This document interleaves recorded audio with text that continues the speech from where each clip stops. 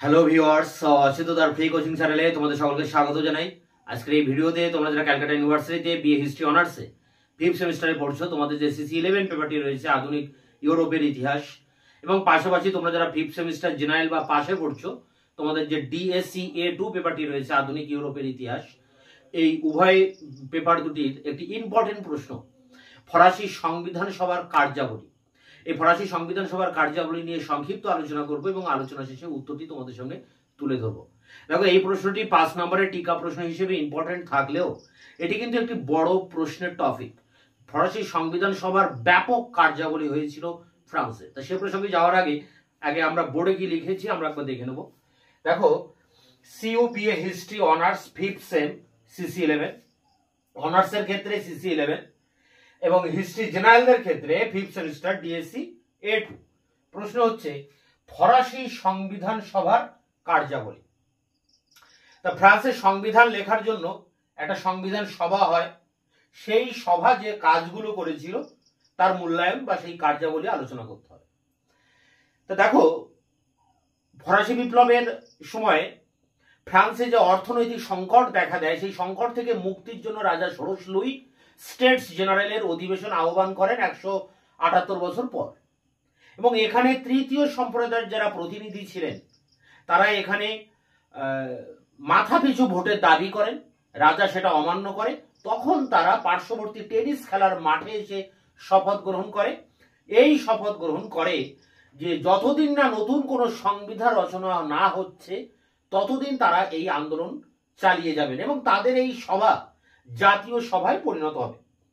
এখন এই ঘোষণার পর রাজা বাধ্য হয়ে একটা সময় এই তৃতীয় সম্প্রদায়ের দাবি মেনে নেন, এবং উভয় মানে অভিজাত যাজক এবং তৃতীয় সম্প্রদায় এদের একত্রে মানে যৌথ অধিবেশন শুরু হয়। এই যৌথ অধিবেশনের ফলে যে জাতীয় সভা গঠন এর আগে হয়েছিল টেনিস খেলার মাঠের ভিতর দিয়ে বা টেনিস খেলার শপথের ভিতর দিয়ে, সেই জাতীয় সভা এখন সংবিধান সভায় পরিণত হয়, এবং এই সংবিধান সভা ফ্রান্সের জনগণের জন্য সংবিধান লেখার জন্য সংবিধান রচনার কাজে মনোনিবেশ করে।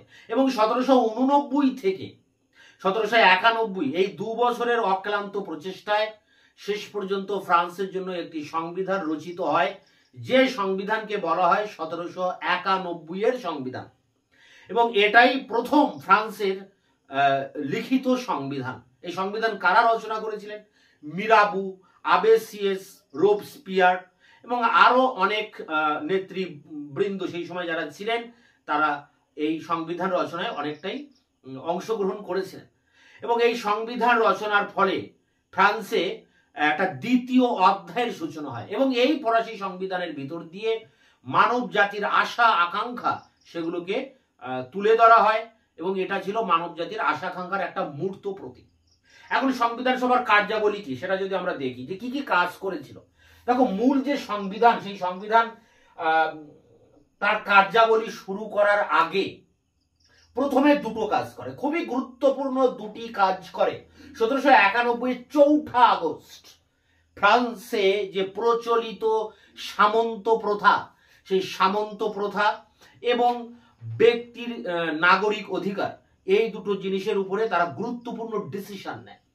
4 আগস্ট এই ফরাসি সংবিধান প্রথম ঘোষণা করে ব্যক্তি ও নাগরিক অধিকারের ঘোষণা। এটা একটা টিকা প্রশ্ন, কিন্তু এর আগের পরীক্ষায় মানে বছরের পরীক্ষায় এটা পড়ে গেছে, পরীক্ষায় তোমাদের আর পড়তে হচ্ছে না। কিন্তু ব্যক্তি ও নাগরিক অধিকারের ঘোষণাপত্র জারি করে এই ফরাসি সংবিধান সভা। এর মধ্যে দিয়ে কি বলা হয় যে এখন প্রতিটা মানুষ স্বাধীন, মুক্ত, স্বাধীনভাবে চলাচল করতে পারবে, স্বাধীনভাবে তার বাক স্বাধীনতা রয়েছে, প্রতিটা মানুষ সমানভাবে আইনের অধিকার পাবে, এবং মানুষে কোনো ভেদাভেদ করা হবে না, মানুষ স্বাধীনভাবে ধর্মাচরণ করতে পারবে, জমায়েত হতে পারবে, বাক স্বাধীনতা প্রকাশ করতে পারবে, ইত্যাদি ইত্যাদি। এই ধরনের ঘোষণা ছিল এক যুগান্তকারী ঘোষণা। সারা পৃথিবীর বুকে এই ঘোষণা একটা প্রথম মানব জাতির কাছে একটা নতুন যুগের আগমন বার্তা নিয়ে এসেছিল, এবং এর আবেদন ছিল সার্বজনীন। এরপর এই ফরাসি সংবিধান সভা 1791 সালের 26 আগস্ট 4 আগস্ট ঘোষণা করছে ব্যক্তি ও নাগরিকের অধিকার, আর 26শে আগস্ট ঘোষণা করছে ফ্রান্স থেকে সামন্ততন্ত্রের অবসান হবে, অর্থাৎ সামন্ত প্রথার অবলুপ্তি ঘোষণা করা হয়। ফরাসি এই সামন্ত প্রভুদের হাতে যত জমি ছিল সেই জমি সব বাজেয়াপ্ত করে সাধারণের মধ্যে বিলিয়ে দেওয়া হয় এবং সামন্ত কর, করভি মানে বেগার খাটা এবং আরো যেসব সামন্ত অন্যান্য কর ছিল সব বাজেয়াপ্ত করা হয়, সব বিলুপ্ত করা হয় এবং ফ্রান্স থেকে সামন্ততন্ত্রের নাম ও নিশান মিটিয়ে দেওয়া হয়। তো এইভাবে এই ফরাসি সংবিধান ফ্রান্সের যে মানে প্রাচীনকাল থেকে চলে আসা যে সামন্ততন্ত্র তার অবসান ঘোষণা করে এবং এর ফলে ফ্রান্সে একটা নতুন যুগের বার্তা ঘোষণা করা হয়। তাই ঐতিহাসিক ওলার বলেছেন যে এই ঘোষণার মধ্য দিয়ে ফ্রান্সে পুরাতন তন্ত্রের মৃত্যু পরোয়ানা ঘোষণা করা হয় এবং এই ঘোষণা ছিল, মানে আরেকজন ঐতিহাসিক রাইকার বলেছেন যে এই যে সামন্ততন্ত্রের অবসান এই ঘোষণাটা ছিল নেপোলিয়নের যেসব শাসনতান্ত্রিক সংস্কার ছিল তার থেকেও শক্তিশালী, বা নেপোলিয়নের যে সেনাবাহিনী ছিল গ্র্যান্ড আর্মি বাহিনী তার থেকেও শক্তিশালী ছিল এই ফরাসি সংবিধান সভার ঘোষণা সামন্ততন্ত্রের অবসান। তাহলে এই দুটি কিন্তু গুরুত্বপূর্ণ কাজ। মূল কাজ করার আগে এই দুটো গুরুত্বপূর্ণ কাজ করে একটা ব্যক্তি ও নাগরিকের অধিকার ঘোষণা 1791 4 আগস্ট এবং 26শে আগস্ট সামন্ততন্ত্রের অবসান ঘোষণা। এরপর এই সংবিধান সভা যে কাজ করে সেই কাজগুলোকে আমরা 4টি ভাগে ভাগ করতে পারি। প্রথমে যেটা রয়েছে শাসনতান্ত্রিক বা প্রশাসনিক সংস্কার, এই শাসনতান্ত্রিক বা প্রশাসনিক সংস্কার, তারপরে রয়েছে অর্থনৈতিক সংস্কার, তারপরে রয়েছে ধর্মীয় সংস্কার, আর 4 নম্বরে রয়েছে গির্জার পুনর্গঠন। তা 4টি সংস্কার মূলত প্রশাসনিক, অর্থনৈতিক, ধর্মীয় এবং গির্জার পুনর্গঠন। তা প্রথমে যেটা রয়েছে প্রশাসনিক সংস্কার, সেই ক্ষেত্রে কি কি করা হয়? একাধিক ব্যবস্থা এখানে গ্রহণ করা হয়েছিল ফ্রান্সে।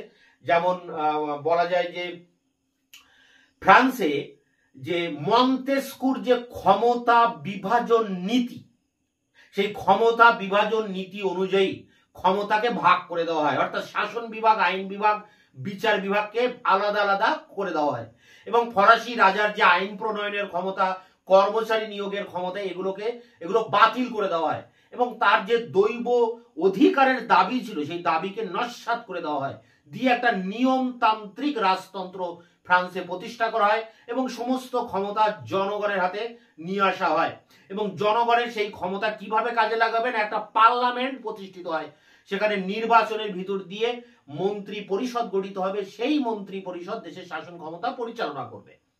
এছাড়া ফ্রান্সকে 83টি ডিপার্টমেন্ট বা প্রদেশে ভাগ করা হয়, প্রতিটা প্রদেশ আবার জেলা মানে প্রিফেক্ট, ক্যান্টনমেন্ট এরকম বিভিন্ন স্তরে স্তরে কিন্তু ভাগ করা হয়েছিল। তা প্রশাসনিক ক্ষেত্রে অনেকটাই গুরুত্বপূর্ণ পদক্ষেপ নিয়েছিল এই ফরাসি সংবিধান সভা। এরপরে যে কাজটা করে সেটি হচ্ছে অর্থনৈতিক সংস্কার। দেখো ফরাসি বিপ্লব হয়েছিল মূলত অর্থনৈতিক সংকটের কারণে। এই জন্য এই ফরাসি সংবিধান সভা ফ্রান্সের অর্থনৈতিক ক্ষেত্রে একাধিক পদক্ষেপ নিয়েছিল, একাধিক। প্রথমত ফরাসি গির্জার যে সম্পত্তি ছিল সেই সম্পত্তিকে বাজেয়াপ্ত করে সেই সম্পত্তির আমানতের ভিত্তিতে নতুন কাগজি মুদ্রা বা অ্যাসাইনেট চালু করে। সমস্ত ধর্মীয় কর, যেগুলো যাকে টাইপ বলা হয়, সেই ধর্মীয় কর বাজেয়াপ্ত করা হয় এবং ধর্মীয় ক্ষেত্রে প্রত্যেকের অবাধ স্বাধীনতা দেওয়া হয়। অর্থনৈতিক ক্ষেত্রে আরো কিছু গুরুত্বপূর্ণ পদক্ষেপ নিয়েছিল, যেমন হচ্ছে সমস্ত স্থাবর অস্থাবর সম্পত্তির উপর কর ধার্য করা হয়েছিল, পরোক্ষ কর সব তুলে দেওয়া হয়, বাণিজ্য শুল্ক আরোপ করা হয়, শ্রমিক এবং শ্রমিকদের যে ইউনিয়ন করার অধিকার সেটাগুলোকে বাতিল করা হয়। এরকম একাধিক পদক্ষেপ এই অর্থনৈতিক ক্ষেত্রে নেওয়া হয়েছিল।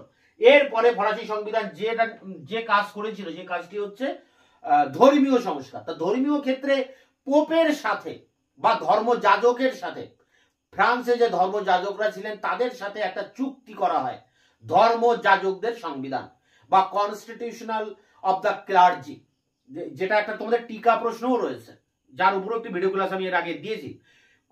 এই কনস্টিটিউশনাল অফ দ্য ক্লার্জি অর্থাৎ এই ধর্মযাজকদের সংবিধানে বলা হচ্ছে যে পোপের আর কোনো অধিকার থাকবে না ফরাসি গির্জার উপরে এবং ফরাসি গির্জার যে সম্পত্তি সেটা বাজেয়াপ্ত করে সেই সম্পত্তির ভিত্তিতে অ্যাসাইনেট নামক নতুন একটা কাগজি মুদ্রা চালু করা হবে এবং এই যাজকদেরকে ফরাসি সরকার নিয়োগ করবেন এবং এই যাজকরা নির্বাচিত হবেন ভোটাভুটি বা নির্বাচনের ভিত্তিতে এবং তাদেরকে সরকার থেকে বেতন দেওয়া হবে। অর্থাৎ ফরাসি গির্জা একটা সরকারি দপ্তরে পরিণত হবে এবং ফরাসি যে গ্যালিকান গির্জা তাকে কেন্দ্র করে ফ্রান্সের সমস্ত গির্জাগুলি আবর্তিত হবে।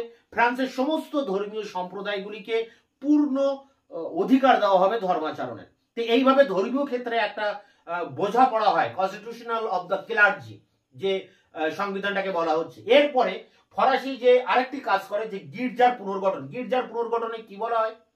গির্জার পুনর্গঠনে এটা বলা হয় যে ওই যে গ্যালিকান গির্জাকেই রাষ্ট্রীয় গির্জা হিসেবে ধরা হবে এবং গির্জার সম্পত্তি বাজেয়াপ্ত করা হবে এবং গির্জার যে যাজকেরা সেই যাজকদের উপরে আর পোপের কর্তৃত্ব থাকবে না, সেই জায়গায় রাষ্ট্র থেকে এই যাজকদের নিয়োগ করবেন, রাষ্ট্র যাজকদের বেতন দেবেন।